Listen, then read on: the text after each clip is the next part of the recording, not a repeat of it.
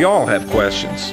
We all need answers. It is on this program that we get our answers from the Bible. It's time to Ask the Preacher with Reverend Carl Gallups of Hickory Hammock Baptist Church in Milton, Florida.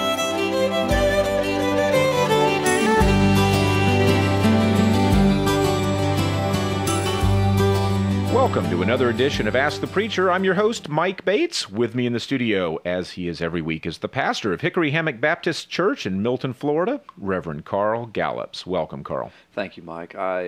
It's always my pleasure to be here. I always have a great time doing the shows. Oh, I enjoy these programs myself.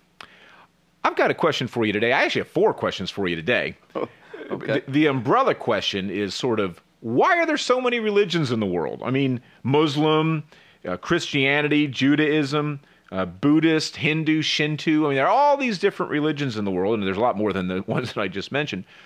The several questions I have: why are there so many religions in the world?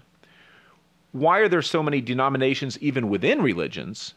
Which is the real religion? Which, as a Baptist preacher, my assumption is you're going to tell me that Christianity is the real religion. But if Christianity is the real religion, why are there so many differing denominations within Christianity? And how do you know which one of those denominations is the right one, I guess you would ask. Yeah. Okay. So kind of a bunch of questions, but we'll start, I guess, at the top, and that is, why are there so many different religions in the world? Okay. Well, there's a philosophical and a biblical and a human answer, and the three go together. The philosophical/biblical answer is this. There are so many religions in the world because man as a being is a religious being. Now, the Bible speaks to this, and I'm sure other religious books speak to it too, but we know from human experience, sociologists tell us that every culture on the face of the earth worships. Every culture.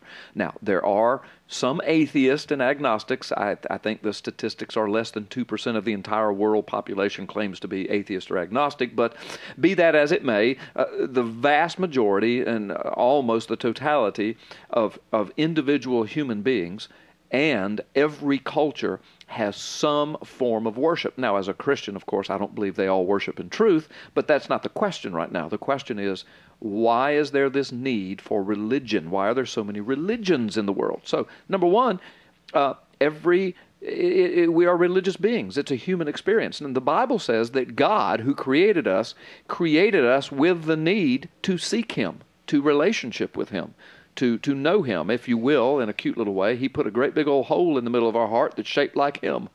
So every human tries to fill that hole. All right, now, because that is a part of human nature and human experience, Mike, then, of course, God has provided the real way to fill the hole, but so has man.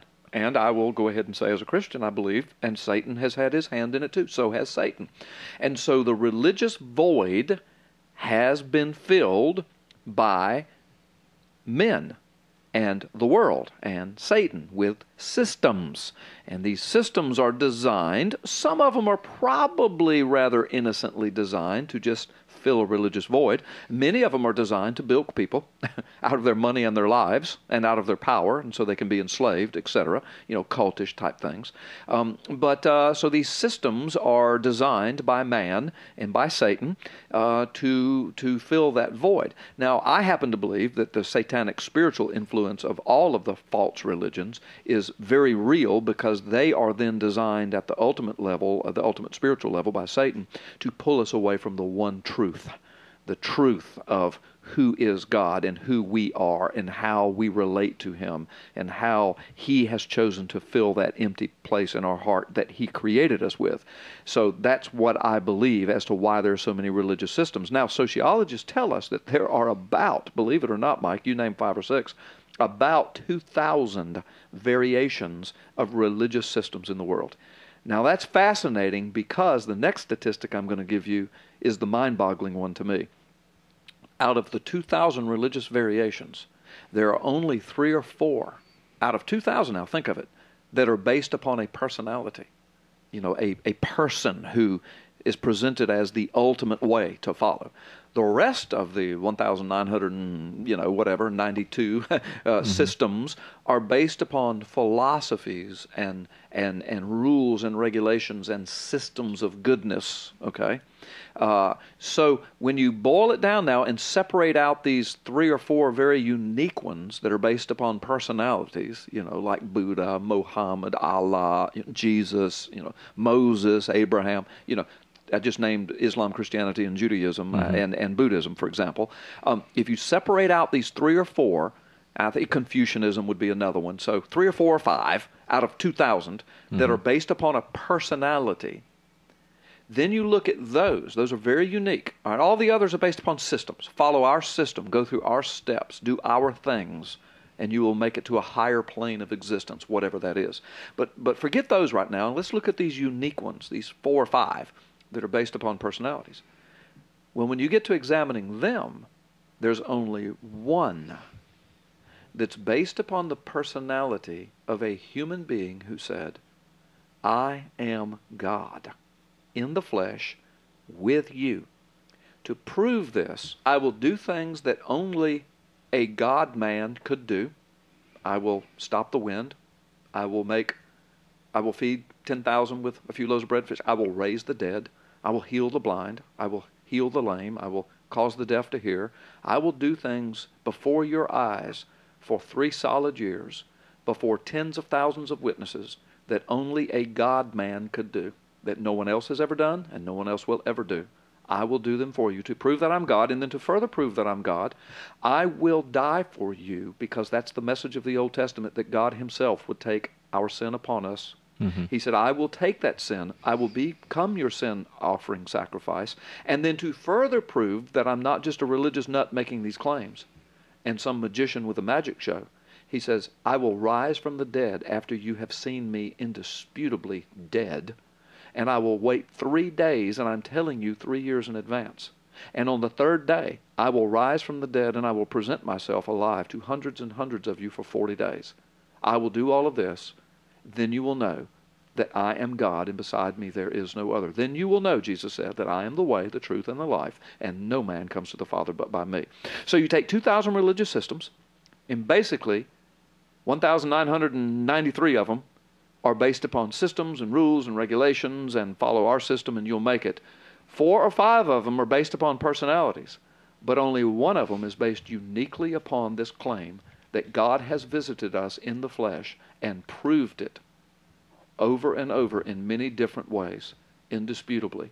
For 2,000 years, the claims of Jesus have been disputed by people much smarter than you and I put together, trying to figure out a way to find that he was a liar or a fraud or a cheat. And not only for 2,000 years, all of the money and technology you could imagine has been thrown at trying to prove that his claims were not real. Why him? Why haven't people tried to prove that Muhammad's claims were not real, or that Buddha's claims were not real to this extent?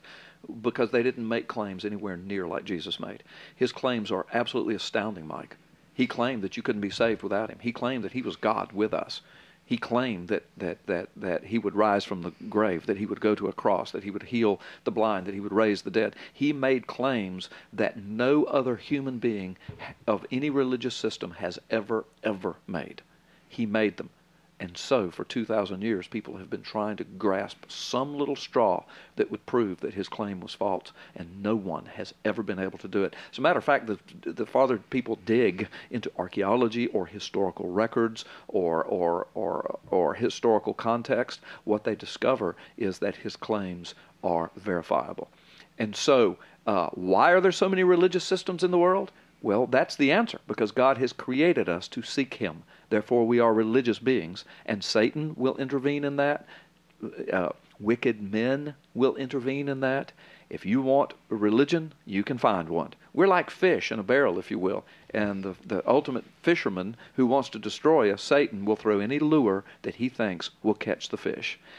But the Word of God says, out of all the religious systems in the world, there's only one, And God has made it so clear as to which one it is. It is so unique, it is so different, it is so far above every other religious system and claim in the world that it cannot be ignored. And that is the religion, if you will allow me to call Christianity a religion, of Christianity. Now, the reason I say that is because I don't call Christianity a religion. I call it the true relationship with God. And it's not meant to be religious in the sense of a bunch of rules and regulations. It's meant to be a relationship with the God who created us. So that answers the first question.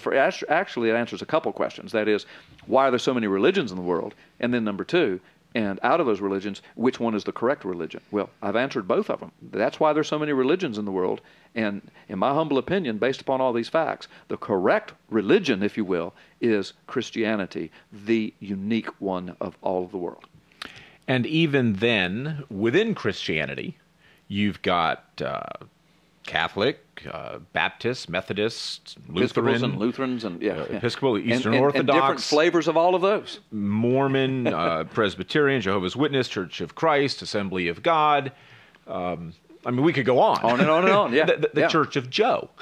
Joe down the street Joe who opened his own church. Opened his own street and says, here, come here. He uses the Holy Bible. That's right. It's a Christian church, but it's the denomination of Joe. Right. It's Pastor Joe.